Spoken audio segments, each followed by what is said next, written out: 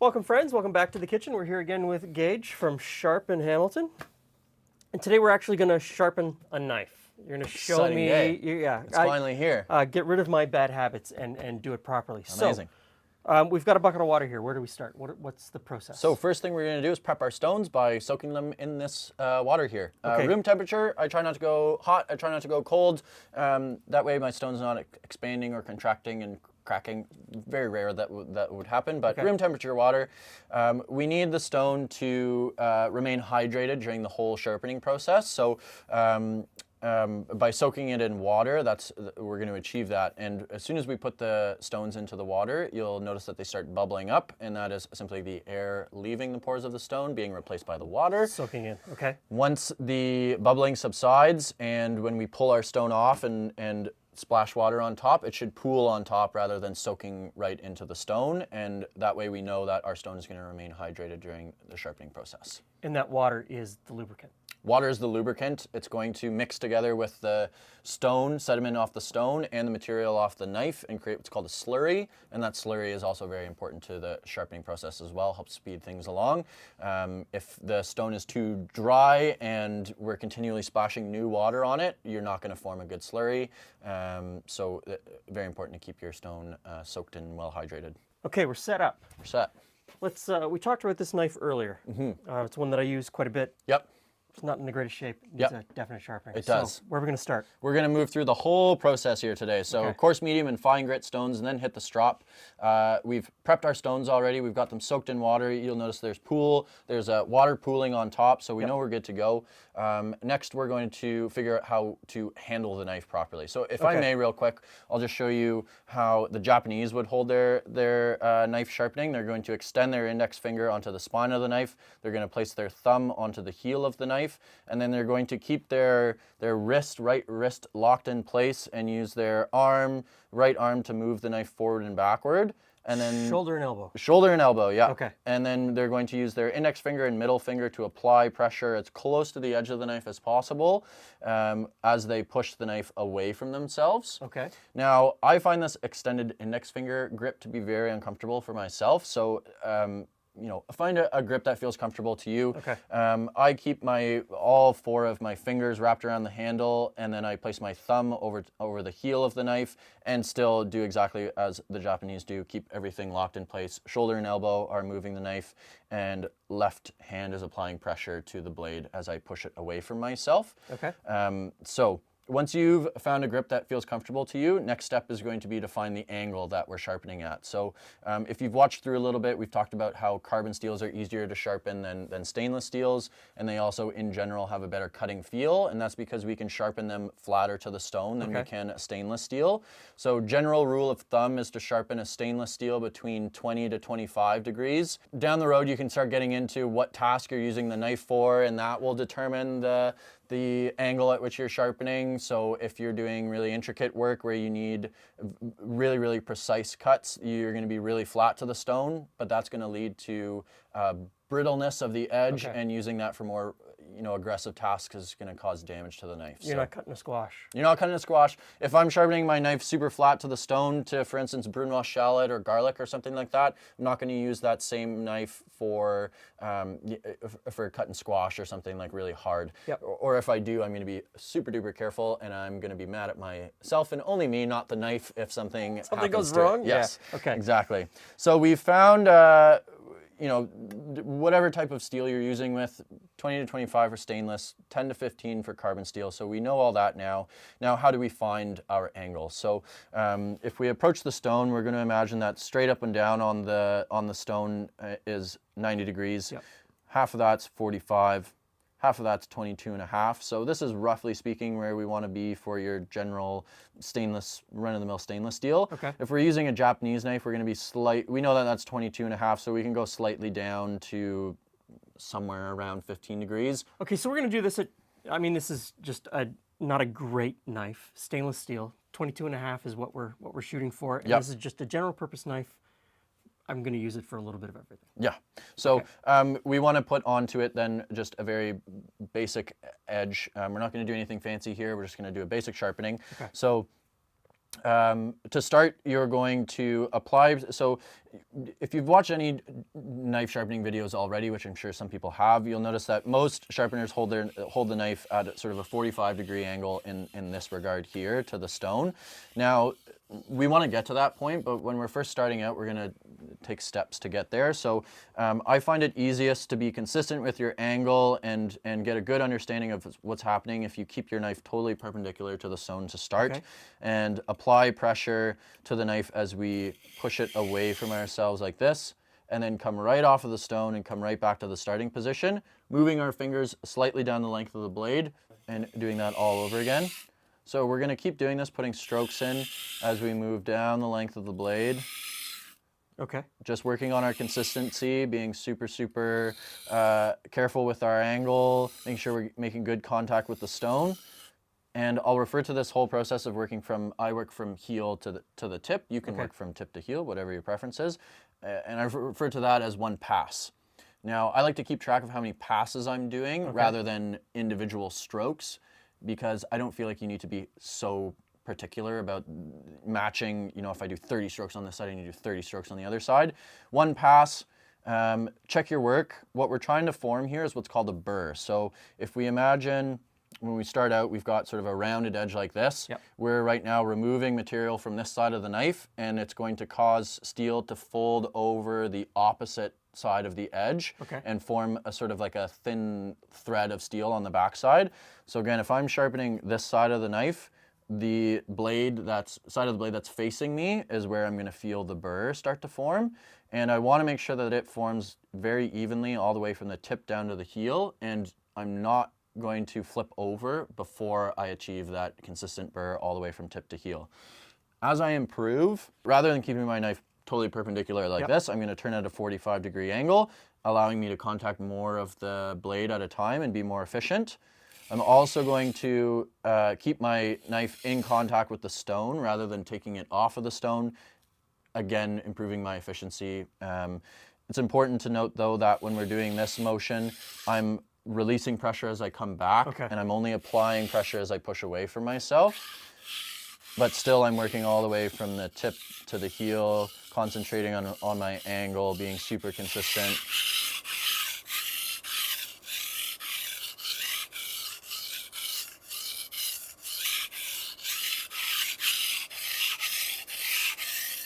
Okay, so we've put in a number of passes on this side of the knife. We're going to check to see if we can feel a burr yet.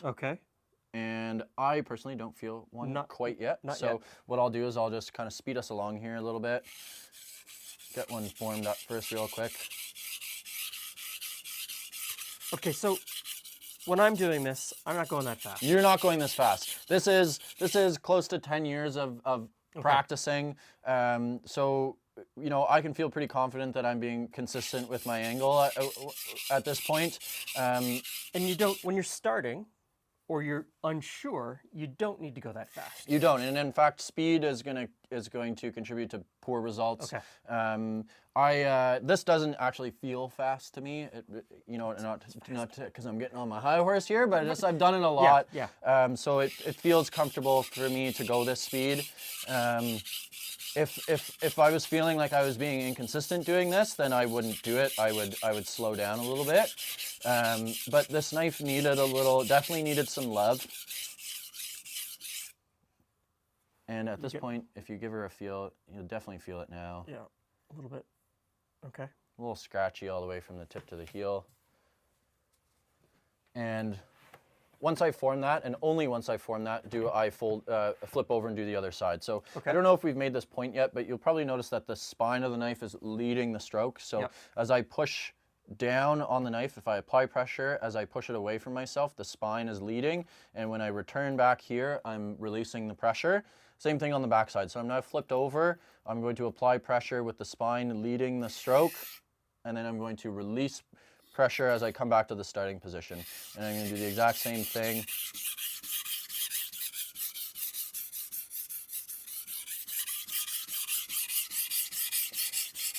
In my experience, you'll feel the burr form quite a bit quicker on this On the back second side side? because Okay. you've already formed it on the one side. It doesn't take much just to flip it back over to the other side, which is why it's important to have a rough idea of how many passes you've done on one side so that you can match that work on the other side.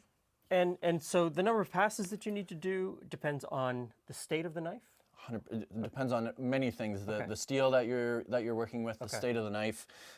So that's why I can't really get behind the sharpening systems that tell you you need to do 10 strokes on one side and then flip over and do exactly 10 strokes on the other side. It's going to be a little bit different. Totally different depending Okay. on the knife. So Okay. getting the feel, while difficult and frustrating at times, once you do understand what you're feeling for and how it should feel, it's going to pay dividends to you. You're going to get really great results every time. Okay. So I can feel the burr formed already, but I know that I haven't done as much work on this back side as I did on the front side. So I'm just going to put in a little bit more work. The other thing that you can do to see how you're doing, how consistent you're being, is just look at the aesthetic of your edge. So if one side, the edge looks fatter, more pronounced, then I've probably either done one of two things. I've done more work on one side, or I've sharpened one side flatter to the stone than the other. Again, it's hard for me to say exactly what issue you might be having without being there watching you, but it's generally speaking one of those two things.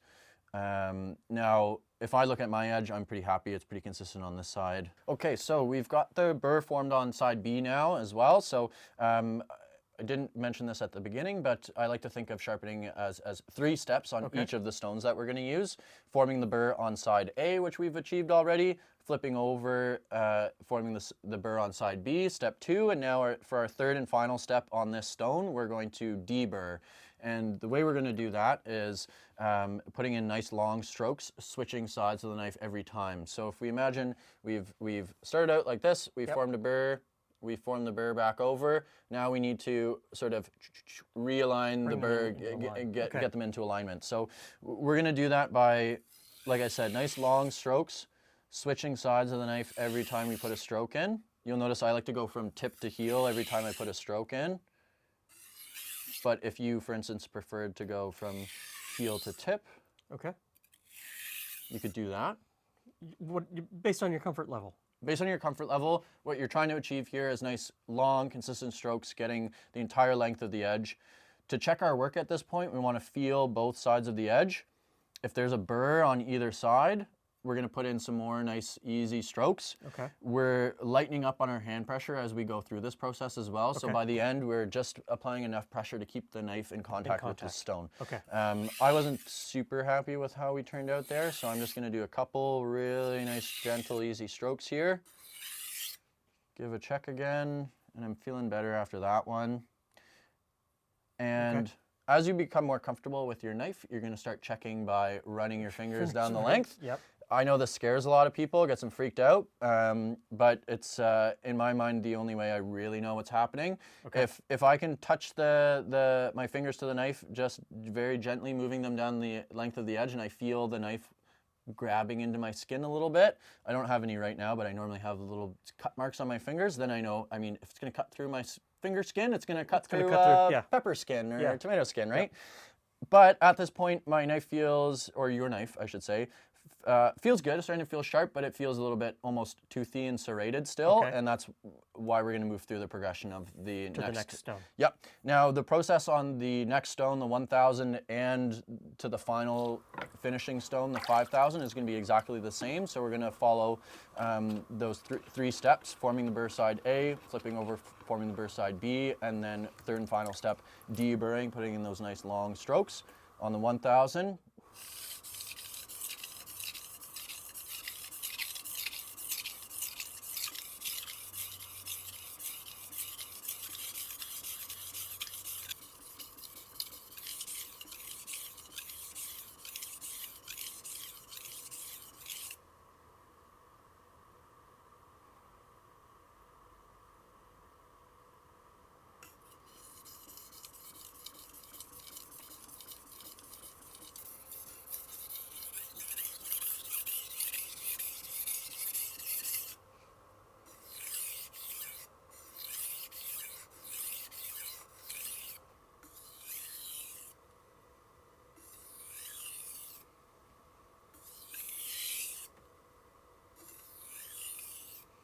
Then we're going to move on to the 5,000, do it all over again.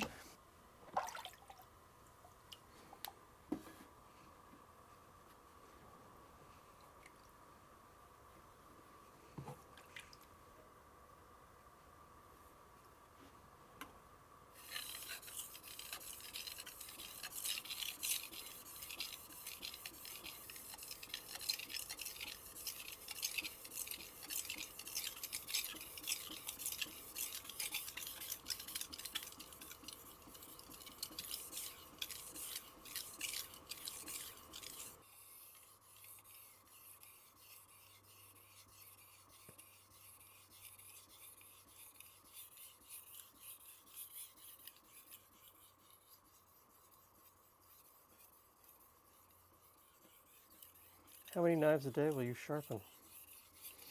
There's days where I get like 40 knives in. There's days when I get 0 knives in. I would say a good sort of like average would probably be in like the 8 to 10 mark a day. We're done with the stones at this point? We're all done with the stones. We've got a nicely refined edge happening here. You'll notice that the edge is consistent all the way from the heel to the tip. There's no fat spots. There's no skinny spots. If you were to see, for instance, maybe scratching or cloudiness coming up the side of the blade, you know you've been... That's from me. A little bit too flat to the stone or whatever. That's from me, yeah. yep. So it's important to sort of... try to understand why what's happening is happening so that you can make steps to improve that. A really fat or cloudy edge or scratches means you're too flat. If you're seeing like little to no edge, it's very, very skinny, you're probably a little bit too aggressive. Okay. Yep. With all that in mind, we are done on the stones. We're going to now move on to our leather strop. Leather stropping. Yeah. Okay. So I'm just going to quickly get this stuff out of the way. We'll just toss this over here. Perfect, yes. And important is making sure that our knife is dry and clean before we start doing this. It's not going to damage the strop in any way, but if you get any water spots on the strop, it'll cause these little sticky spots, which are just annoying, right? So this is a paddle strop. You can get other strops that fit right into the thing there. I prefer these. I just find that they're easier to use wherever you're at.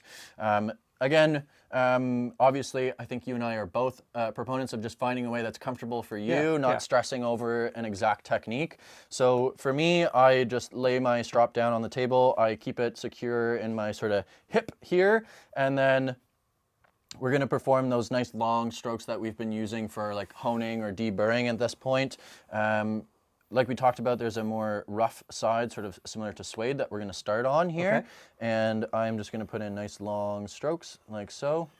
Long strokes, same angle. Same angle. Our angle should never change. Our hand pressure through this whole process should be progressively getting lighter and lighter and lighter as we move through.